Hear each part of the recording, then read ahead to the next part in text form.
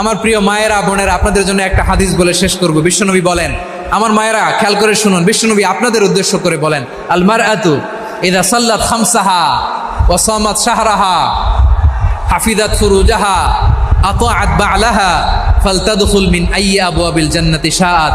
বিশ্বনবী বলেন, ও রমণীরা, ও নারীরা, যে সমস্ত নারী এই 4টা কাজ করবে, এই 4টা কাজের গ্যারান্টি দিবে, তাদেরকে জান্নাতের 8টা দরজার গ্যারান্টি দেয়া হবে।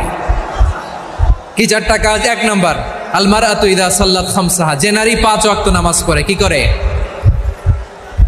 জেলা স্টেডিয়ামে অবস্থানরত আমার নারীরা বোনেরা, বিশ্বনবী আপনাদেরকে 4টা কাজের কথা বলেছেন, খুব বেশি না। 4টা করলে 8 জান্নাতের দরজা সব খোলা। কোনটা দিয়ে যাবেন? যেটা দিয়ে মনে চায়। 1 নাম্বার 5 ওয়াক্ত নামাজ।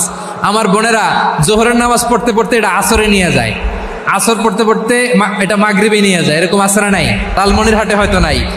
আমার বোনেরা এটা করবেন না। ইন্নাস সালাতা কানাত আলাল মুমিনিনা কিতাবাম মাওকুতা, সময় মতো পড়বেন। সামাত শাহরা, রমাদানের রোজাগুলো রাখবেন। হাফিজাত ফুরুজাহা, যে নারী তার চরিত্রকে হেফাজত করে। তার ভাইরে সাবস্ক্রাইব এবং লাইক এন্ড শেয়ার করেন না ভাই।